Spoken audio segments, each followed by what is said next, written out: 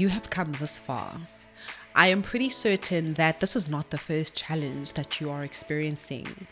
So take a moment, give yourself some credit for how far you've come. Look back. I'm sure you can count the number of times you were faced with a situation that you had to overcome. So take a moment to actually be proud of that, because I think it's the thoughts that tell us that we can't, we're incapable, we could never do this, that we tend to want to sit on and dwell on. But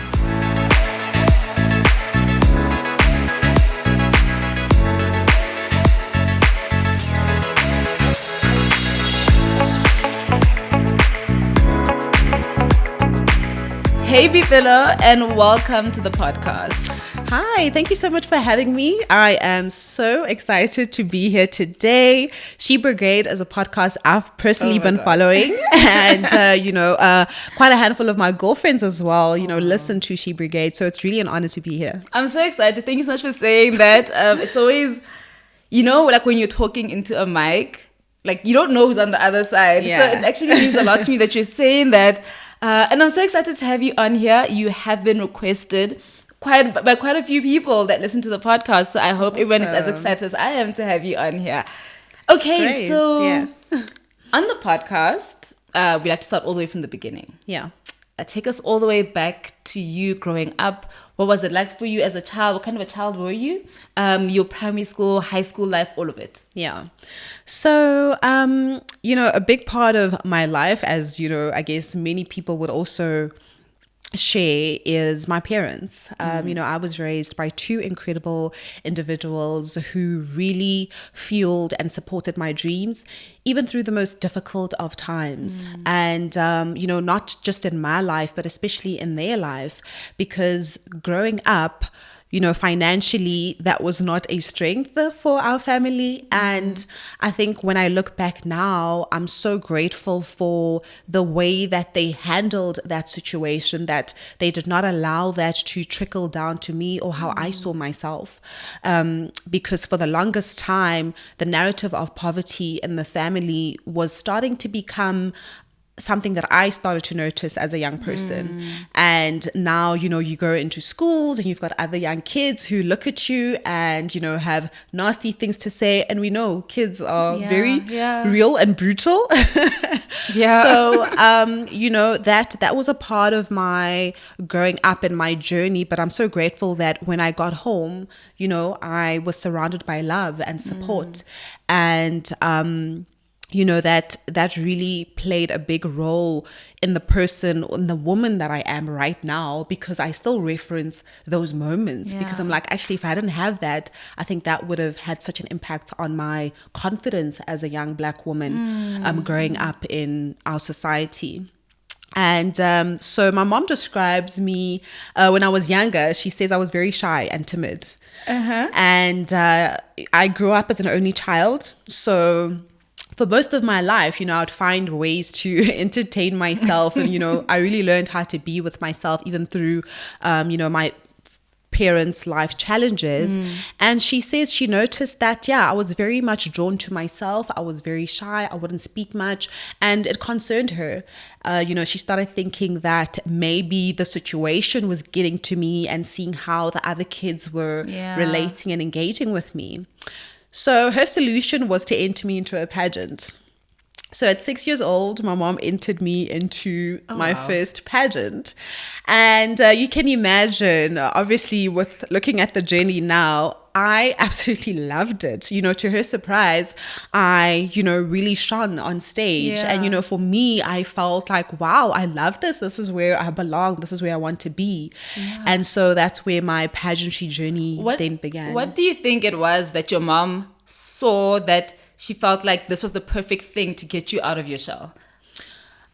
I really have no idea. Because that's an interesting choice to raise a child's confidence. Pageantry, I assume, I haven't even participated in any pageant in my life, but I assume it can also be very difficult. So it could have gone the other way, but clearly, like you said, you thrived in this environment. So I'm just curious to know, what was it that kind of made her feel like that's the one for her? Maybe we should interview my mom.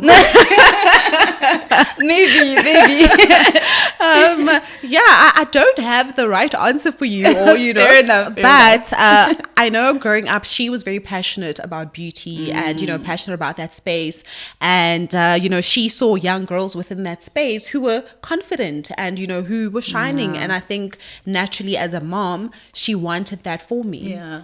And indeed I did shine, and it was a place where I felt like I belonged, and being on that stage and being able to express myself in a way that I would not otherwise be able to express myself in the community that I was in. So it really just opened up my mind as a young girl, and it also started to, I guess, switch on certain light bulbs, in my mind about what was possible.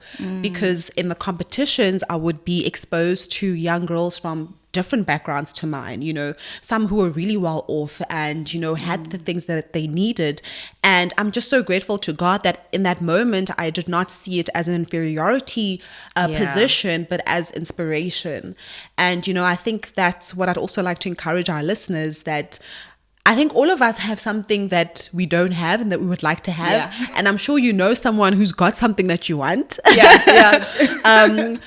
And the natural thing, or the natural emotion and feeling, is to either be jealous or to envy, which grows into a lot of negative things for us.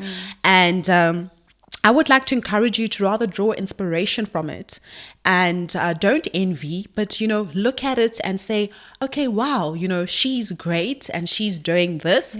I'm not trying to be her, and I'm not going to be her, but I would like to draw that inspiration from her to pursue what I know I'm good at, or, what my purpose and my journey is. Yeah, wow. I actually love that message, because you're right. Everybody has that kind of experience. Yeah. We all know that, like, there's things that we want, things that we long for, and it can get dark really quick if you don't use that same energy into something positive. Yeah. 100%. Okay, so tell me, actually, I'm just curious. How many pageants have you done? Oh my goodness. You're quite a number. I don't have a number. I actually need to go back and check. But a few. Yeah, quite a few. Because you started so young. There was a period though where I stopped, completely stopped, and that was late into high school and into university, because I genuinely just wanted to focus on my academics. And I was also exploring other areas and other elements that I was more interested in at the time. And so it's quite a journey as well, where it wasn't pageants every year. It wasn't, modeling every year. There were certain things at certain times that, took precedence. So, Okay. So tell me, in high school, what did you want to be when you grew up? So I wanted to be a medical doctor. Oh, wow. Okay. I still low-key have dreams. You can still do it. You can still do it. Yeah. But then eventually I decided I'll probably be a doctor by my studies, an academic doctor, yes. a PhD doctor. So you can still do it. Yeah, yes. Absolutely. And in grade 11, I read an interesting article that talked about changing the world and, politics, and that if you want to change the world, you need to understand politics. And I think, in my young mind at that time, I took that article very literally. And I was like, I want to change the world. I want to be a young Oprah. Yeah. So clearly I should study politics. Yeah. So that's exactly what I applied for. Oh, wow. Okay. So at Wits, I applied for a Bachelor of Arts, and I majored in politics and international relations. And of course, now that was a whole new world that, also opened up my eyes to society, to the world, to countries, to Africa. And during that time, I was so passionate about, people, about politics, about, society. And I think the course really helped me connect with the things that I was experiencing and the things that were starting to be important to me. So, for the longest time, my background was something that I always wanted to suppress. And I think what being exposed to that course, and as well, engaging with students and seeing the passion that everybody had for where they came from and, their background and how they wanted to change it, also helped me to reconnect back with my community, with my background, to say, okay, my parents are not necessarily uneducated in the sense of, having degrees and whatnot because it was a choice. They are, living out the historical experiences of the country that unfortunately, was the obstacle facing a lot of Black people. Yeah. And not everybody was able to overcome the challenges that came with, the systems that kept people in certain positions and places. So, it helped me to appreciate that, okay, we are living in a society that unfortunately has been set up to disadvantage a brown-skinned person. And, so coming into those realities and beginning to understand them for myself as a young woman, I think empowered me, because now I was like, okay, I'm not going to blame my parents for the things I did not have. And this is not to say I'm passing the blame to the system or to, what had happened in the past, but it's now being in a position of power, understanding what it is you're actually dealing with and what it is you're actually you're fighting against and working towards breaking down. And that's what I continue to do in my career, in my relationships, and how I engage and how I represent myself on social media. Oh wow, that's so interesting. I love how you relate your course back to the real world, and not just the real world, your world as well. You've also been working like almost your whole life, pretty much, haven't you? So tell me about what it was that got you into the media industry, because I feel that's where you started with your career, right? Yes. Yeah. So coming out of pageantry, that evolved into me joining agencies, modeling agencies. So there is a big difference between pageantry and modeling. So through my agent, I was exposed to now the world of presenting, the world of, just all the other elements, in the media space that were very interesting to me. And, I realized I had a passion for talking and presenting, and I wanted to, start harnessing that. You did so well. This took a long time, okay? I always, joke around about how I did not know how to speak English until I was about 10 or 11. Oh, wow. And I mean, even through those years, it was still, quite a struggle. So this was all built and learned. Yeah, wow. I love it. Thank you for saying that, because I think if there's anybody watching who's wondering, can I get to that point? You can. Yes. It's built, it's learned. You can learn Absolutely. it, you can build it. Absolutely. Yes. Okay, yeah. So yes, you were in the modeling, well at the modeling agency. Yes. So that sparked the interest, into presenting. But when I got to university, I knew I had a passion for media, and I wanted to be in that space. But I was very particular and clear about not wanting to be an entertainment figure. That's interesting. Okay.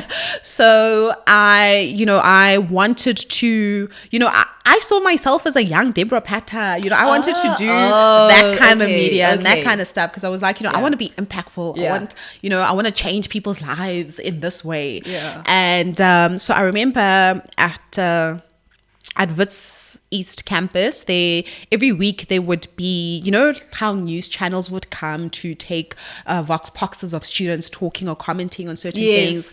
So every week Soweto TV would come. And this one day, they bumped into me, and I gave them a very passionate answer to one of their questions. And the producer took my number, and every week when they came onto campus, they would, call me, and then they'd interview me.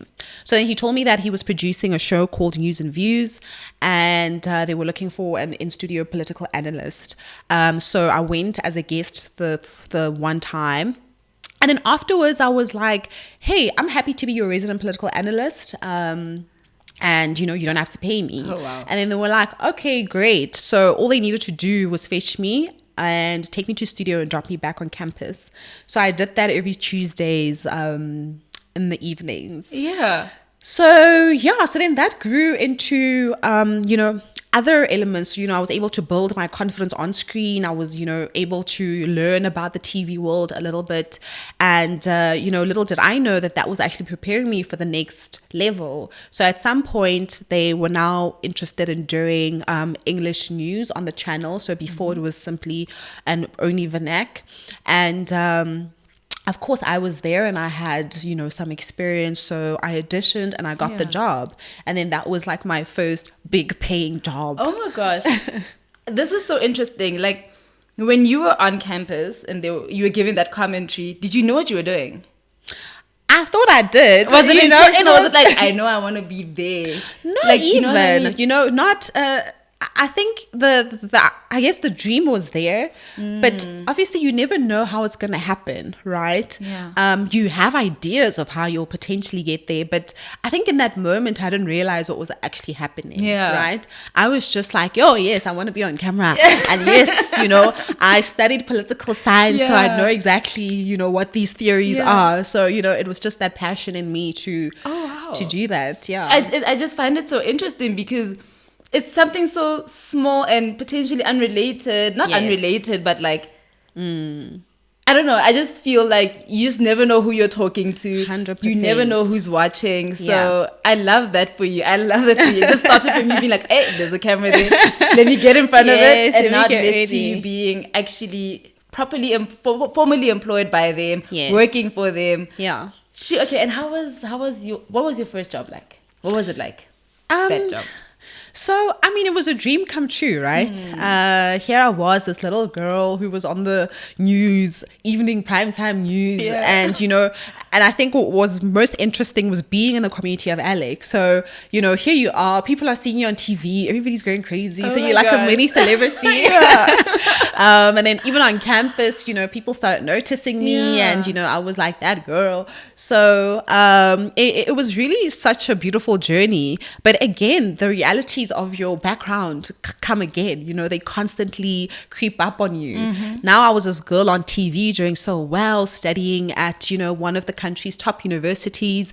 But every night I had to, be catching a taxi. I'd be catching 2 taxis, from campus to the station and back, And that again are moments that remind you of how life is unfair, but you don't necessarily have to play to its unfairness, right? In a mess, there's always opportunity. And as much as, I was the girl on TV and still had to be seen in the public transports, waiting in line there at the taxi rank, that was still part of my journey. And, and if I had to be embarrassed by that, the next young girl who is from Alex, who has those dreams, not being able to see me there is potentially a dream crusher for her, so it was important for me to be in that taxi and be on screen. It was important for me to still be in Alex and not have a car, not have this, and be seen doing the things that I was doing, because that's what we're fighting. And those are the stereotypes, and sometimes even the pressure that we put on ourselves, that okay, because now I have a degree, it means I need to have a car, it means I need to live in a certain area, it means I need to look a certain way. When really you don't. Our journeys are unique, and we need to be able to be in a position where we understand their uniqueness and we're able to live in the moments that we are given, because that's what builds your journey and your character for your goals and your dreams. 100%. So at this stage, did you now feel like, okay, I'm building up my career in broadcast? Like, the direction of your career, where was it at this stage in your life? Because remember, you just knew that you wanted to change the world. Political science is going to help you achieve that goal somehow, whatever that looks like. So what was the direction of your career at this point? So now being exposed to the world of news, my next thing was, going on a national broadcaster and eventually going to your CNNs, BBCs. So, that was the dream. And then in between all of that, here I am now. I had a lot of people telling me to enter Miss South Africa. And I was like, oh, no, enter. And I was like, I'll do it in my own time. And I knew that was something I still wanted to do, because that was still part of my childhood journey and dream, but I just felt, okay, I want to do this at at the right time. Yeah. So in 2017, that was the year I was doing my master's in international relations, which I did not complete, by the way, because of the pageant. Oh, yeah. Okay. So when I entered in 2017, that was actually meant to be my practice year. I was not supposed to get as far as I did. You were supposed to make it. Yes. And then life said, mm-mm. Yeah, because that was the year I was still doing my master's. So the plan was to complete my studies and then, go. So I was like, okay, well, let me not waste the year. Let me practice and see what it's like. And, so that when I come back full force in 2018, I'll be ready. Yeah. But life will always show you. Wait, sorry, what's your plan? Well, exactly. So I remember when I entered, I did not tell a soul. Right up until I was going to be announced as a finalist. Yeah. And now I was like, oh crap, I need to call everybody. I need to tell my parents. Yeah. Nobody knew because this was something that I was doing on my own in secret. It was my practice round. And also I just didn't want to feel the embarrassment if I didn't make it far as well at the same time, And I think many of us kind of go through that where we do things or we don't do things because we're scared to be embarrassed. And guys, it's never worth it. It's never ever worth it. And in my case, it just worked out in that, I secretly did something and then eventually it became public at a time where I was pretty far in the journey.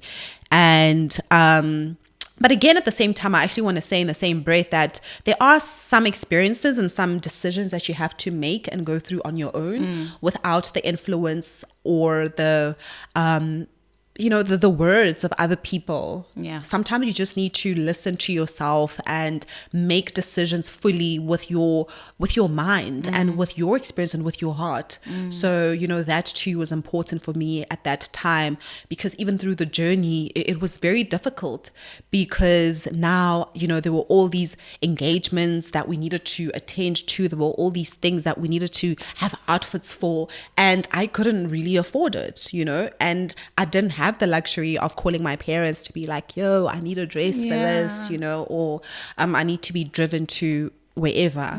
But again, those were the elements that really build on your character and your strength as a person and what you know or believe you're capable of doing. Yeah, so I'm just trying to think back to where we were now before I got sidetracked. No, so you're explaining your varsity journey and how so now you entered this thing just to see what it's like so that you're ready for it next year. Yeah. Okay, and then you placed. I did, which was insane, right? Not only because I didn't plan to get that far, but because of just the realities of my life that, I had every reason to stop or every reason to give up. To not make it, Exactly. I talk about the first day I had the big casting, or the first time we casted, and it's hundreds. All I saw were just the hundreds of gorgeous, beautiful women who were so well spoken, who were so well dressed, and here I am, little old me there with a face beat that I learned along the way with my eyeliner and lip gloss and powder and, my young dress there from Mr. Price and, and, here are people looking very next level. And I remember at some point, while I was sitting in the line, I was like, Boipelo, just go. Like, they're not even going to see you.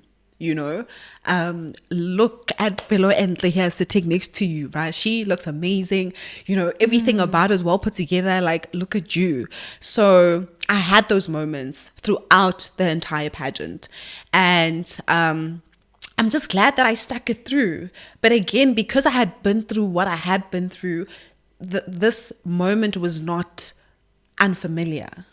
Even though the doubtful thoughts kept coming to my mind, at the same time I did have a point of reference because I'm like, I did go through this a couple of years ago. You've navigated this. Yes. So I can do it. So it's fighting through those thoughts and fighting through those emotions to, push through. What would you say to someone who's going through something similar to that right now? So it doesn't even have to be in pageantry. Yeah. In whatever situation they find themselves where, again, everything looks stacked against them. There's no reason for them to continue. If you really think, like, logically speaking, you shouldn't be the one to make it. And all these thoughts are actually like crowding your mind. What would you say to a young person listening today? I would say that you have come this far. I am pretty certain that this is not the first challenge that you are experiencing. So take a moment, give yourself some credit for how far you've come.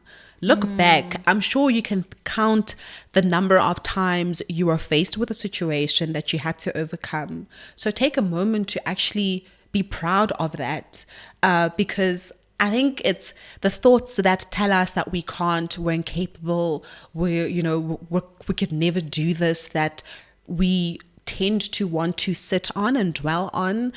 But there's so much more that you have done and accomplished, regardless of how you feel about yourself in that moment.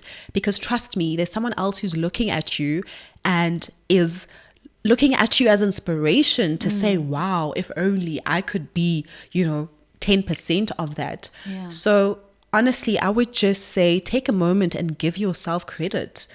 Give yourself credit for listening to this podcast right now. Give yourself credit for the fact that you are up today. You made it another day. That's enough for you to, be proud that you've got another moment to move forward and to make a difference in your life or the next person's life. I wasn't expecting that. And that's because when I was even asking the question, I actually thought you were going to say something along the lines of what to do next. And instead you said, just stop for a second. Yeah. Look at what you've done. Yes. Look at all that you've done, all that you've accomplished. That's so beautiful. I wasn't expecting that at all. I thought it was going to be like, get up, go, get up and go. Yeah, but actually you're right. We don't reflect enough. Yes. And thanks.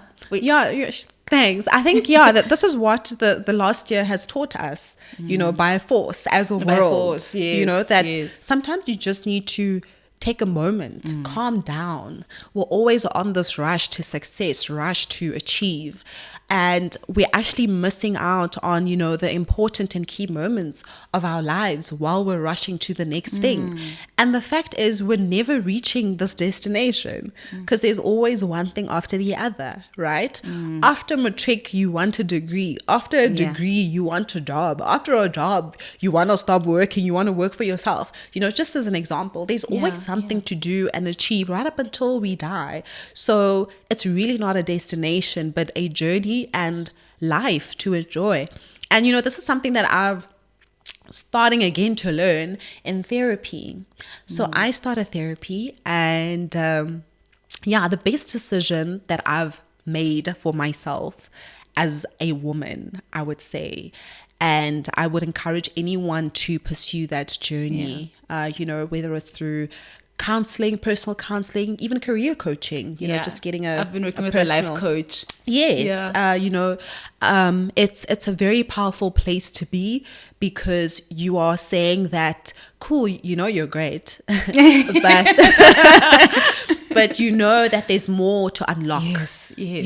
And you're just getting the help to unlock that and to be the best version of yourself. And that's what it's saying. So definitely. I love that analogy, because there's nothing wrong with you. No, you're great. You're there. You got this. I mean, look at us. Look at us. You've got this. We're good. It's just about taking that step to, like you're saying, unlock what else is what else there is behind everything, all this greatness that's sitting here today. I love that, and thank you for sharing that. I also am a big believer of therapy, of whether it's therapy, coaching, whatever it is. I'm so pro all of that.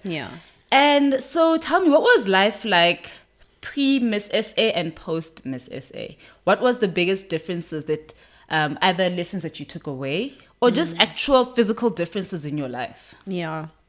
I'd say the biggest difference was, before Miss SA, I thought I was doing everything for me and myself, and trying to change my family's life. And the Miss South Africa journey then exposed me to so many other people who were now looking at me as a role model, something that I had not experienced at that magnitude. So, going back to Alex and now having parents, children coming to you and, literally asking you to change their lives, or just showing you how much they believe in what you're doing and how much it's impacting them. So I think that was the big switch for me, understanding that, oh, wow, actually, I was very inward looking before.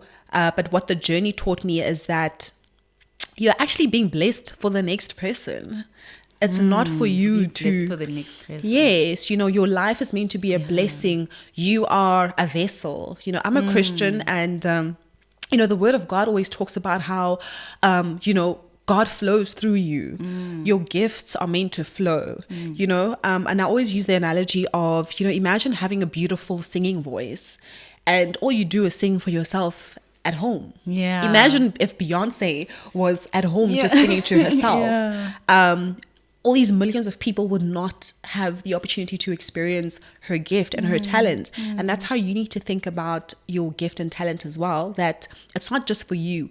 Even if you're cracking numbers, you don't even have to be in the public space, right? Because I guess when you are in the public space, it's more obvious. But even if you're a teacher, a financial accountant, a scientist, your work, your knowledge, your skills and your passions are meant to help the next person. You could be developing the next theory or model that helps small Black businesses. That's how you need to think about your gifts and your talents, that, it's not just for you. It's not just for you to have a salary at the end of the day. It's not just for you to make sure you and your family don't go to bed hungry, but it's actually for you, your gifts to flow to the next person and more. And that's how you know that you really are, living a purposeful life. That's what happened to me with the Miss South Africa journey, pre and post. And I'm so glad that I got to that, because now I move differently, having that understanding and carry myself differently with that understanding. I love that you said that. I can relate to that. So like with me, I've always felt like I'm so blessed. Right, I'm so blessed, whether it's with school, with whatever it was. And I remember just sitting there one day and thinking, I can't just be blessed just to be blessed. It has to be for another reason. So it's also part of the reason why I do the podcast. Yeah. There's a reason why I can afford to buy a mic. Yes. To buy this equipment. It's so that I can be used as a tool as a vessel to share people's stories, whatever it is. I just really believe as well, it can't just be for Justin J. Yeah. I can't just have the gifts that I have Justin J just for me to enjoy them by myself. No, so I 100% relate to that. Yeah. Okay, so you've also been in corporate now. Yes. For a while. And I'm curious to know why you've stayed in corporate for a while. It was never part of your journey. Yeah. It was never part of your dreams. You've mentioned so many dreams along your journey. This was never part of your dream. And I ask it because, I'm someone who as well is in corporate, has been in corporate, likes corporate, but I also have other passions. And people do sometimes ask me, why do you stay in this corporate thing? Why don't you start your own thing and just do your own thing? I'm like, no, I actually like what I do. So I'm curious to know, even with your other parts unfolding, why do you still stay in corporate? What are you getting from that journey, and how's it feeding into your other journeys and vice versa? Yeah. So in corporate, that was definitely a space that I did not even dream of myself being in. I was just like, oh, imagine me going every morning reporting to our boss. 9 to 5. And, but I'm so glad I did. I am so glad I did. And, I think now, 4 years later, I'm starting to actually appreciate and understand why. Let me talk about my decision to, go into it. So it was shortly after the pageant. So I had to decide if I was going to go back to my broadcasting or, pursue this now opportunity that was presented in front of me of getting into corporate communications specifically. So I spoke to a couple of people and my mentors at the time, and I was like, okay, here are two things. I really don't want to do this corporate thing. I want to go back and grow my broadcasting career, but I'm not sure. I don't know. It doesn't feel quite right at this stage. So after a couple of conversations and, getting different perspectives, eventually I decided to do the corporate thing as a way to diversify. So it wasn't meant to be something that I was going to do for long, but it was just meant to kind of, grow my experience in this space because I hadn't done that before. It was very scary. But again, it's the things that scare us the most that we should pursue the most. Yep. And so I started my journey in corporate and I hated it. Really? The first year, I was like, what am I doing here? I remember, I'd be driving home crying because everything was hard and people were mean.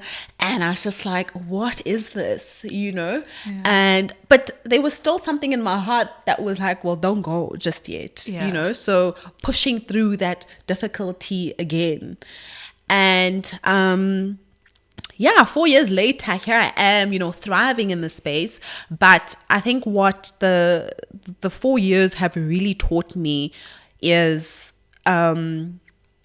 firstly, your biggest lessons aren't packaged in the way that you always envision them, right? The best lessons are actually the ones that come in lemons, packaged in lemons and the prickly stuff, the ugly, prickly stuff.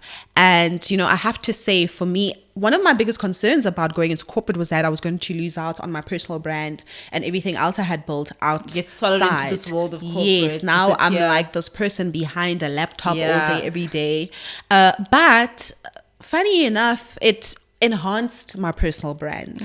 And, I also had to be quite conscious about how, I worked the two, because I still had a lot going on outside of the office that I, needed to attend to. So it just meant that I had to show up more in the office and, exceed and perform well so that when I am out there, nobody can fault me to say that, oh yeah, she's out there busy being a model, that's why stuff is not done. Again, which was a challenge that I had to deal with as well, educating these people that I was working with in the corporate space that, hey, I'm not just a beauty queen, I'm not just a pretty face, I'm here to work and to contribute and to make a difference. And again, that's something that we constantly need to be aware of. Wherever we are, we have brands, and it's your job to teach people about your brand, show them what it is you want them to know you for. So unfortunately for me, my public brand was kind of disadvantaging me a bit internally. Where now I wasn't necessarily taken seriously, because it's like, oh, it's the pretty one. Oh, it's the pageant girl, Yes. And so now imagine having that complex of, cool, I'm young, I'm black, I'm a woman. And then, oh, I'm pageant queen, I'm this, So all the things that, you would think, oh, this is fine, this is normal. In there, it was a bit difficult. Yes. Yeah. Yes. In that environment, those features show up very differently. Yeah. So I had to now learn the environment and also learn how to brand myself in that environment. So I realized that, cool, I wasn't going to engage these people or debate them to respect me, but that had to show through my work. Yeah. So that pushed me to work really hard. And in 3 years, I had moved up like 2 positions.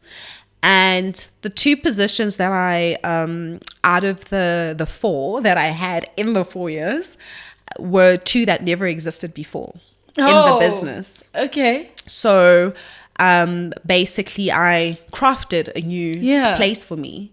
And that's what you do. If they're not letting you sit at the table, go build your own, And I'm actually quite amazed saying this because I actually didn't realize this. Actually, wow.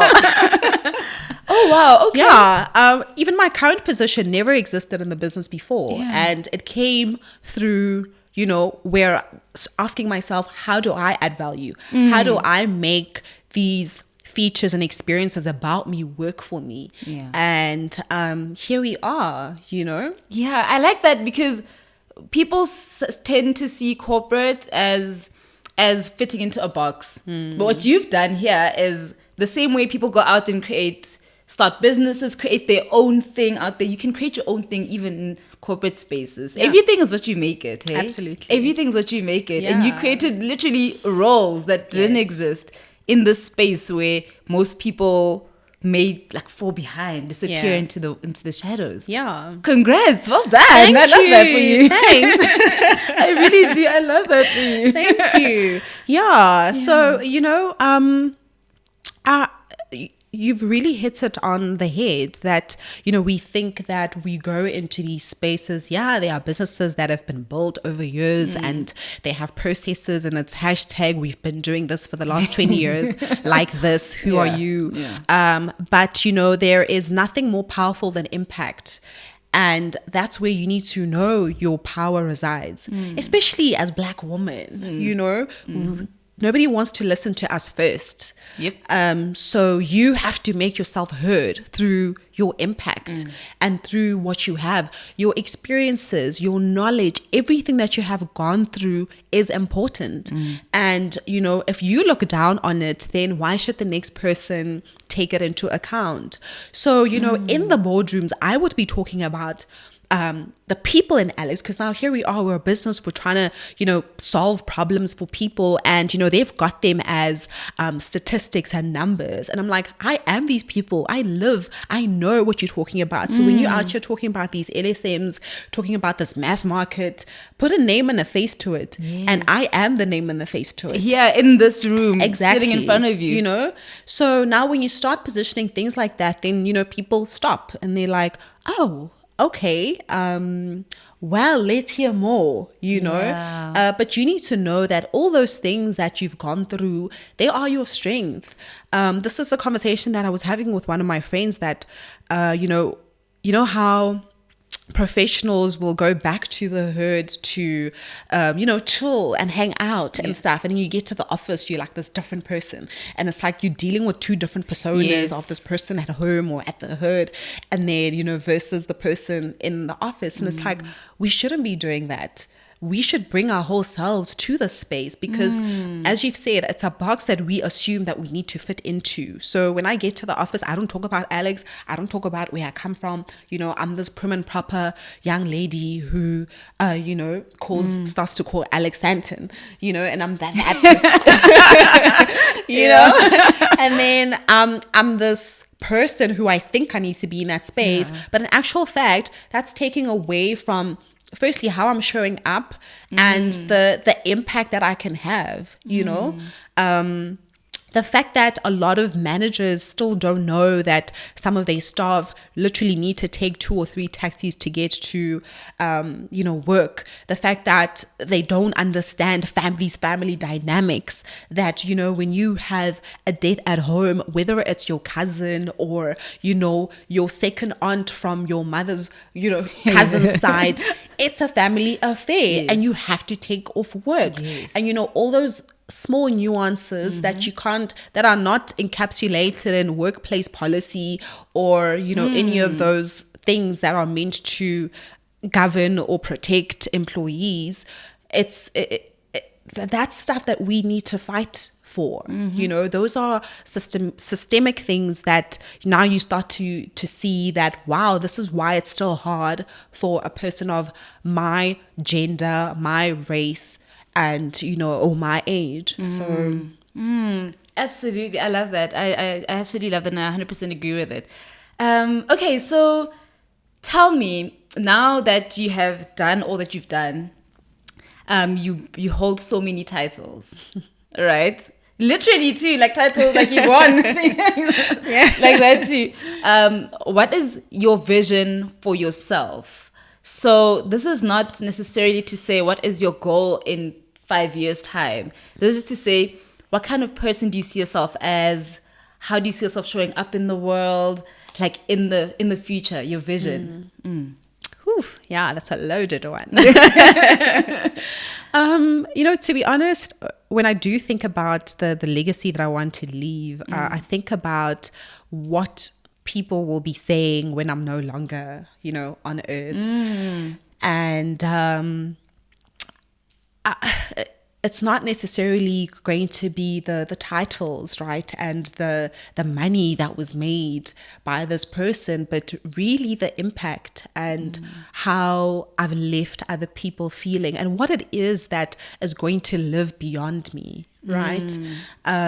We've got great figures within our country whose legacies live on because of what they did, right? Yes, they were wealthy, they had all this money, they had all these titles and all these awards, but what we remember is the impact that they left. And ultimately, that's what I want to leave. And I hope that it's well entrenched on the African continent, where, a young girl in Ghana can say, wow, Boipelo Mabe was, a young woman from a place in South Africa who did this. I believe I can do that. Yeah. So that's my ultimate dream, that, my legacy and my impact and, what I plan to do in the future will impact people that far and deep. Oh, I love that. I think of that too. Sometimes I wonder, why do I even care? I'll be gone. But I'm like, I do care. Yes. I really do care about what I'm going to leave behind when I'm not here. Okay, so we've come to my favorite part of the podcast, where I get to ask you my favorite question. Okay. This question comes from my favorite quote, which says, be who you needed when you were younger. I love this quote because I believe that as much as you can never go back and change time, if you need to hear something or see someone at a certain age, there's probably a young girl or boy out there today listening who might need to hear the same thing. So tell me, if you could go back and talk to younger people at any age, it could be you at 5, 12, 18, or even last week. Yeah. What would you say to her? Whew. I would just tell her that she is loved, firstly. Secondly, I would tell her that she has everything that she needs to be great. Yeah. And not to doubt it for a second. I think those two, just the assurance of, love, and the assurance that you've got it all in you. God created you purposefully. All those little things that you hate about yourself, that you think are not good enough, those are the very things that are going to help you to achieve the things that you've set your mind to, and that, that the world actually needs. So believe that. So beautiful. What a perfect ending to this amazing podcast. Thank you so much for sharing. How can the audience get in touch with you, follow your journey, and just see your work? Yeah. Well, thank you so much, firstly, for having me. This was incredible. And, I think I'm going to need something to frame that I finally made it to the She Brigade. Hey! Boo, boo, boo, boo. I love it. Yes. But you can connect with me across all social media platforms, on Instagram, Twitter, Facebook, and LinkedIn at Boipelo Mabe. The name is consistent across all platforms. If you do wish to email me, you can find me on info@boipelomabe.com. Thank you so much. Yeah, this has been amazing. This has been awesome. So exciting. Yes, we did it. I love it. Can I hug you?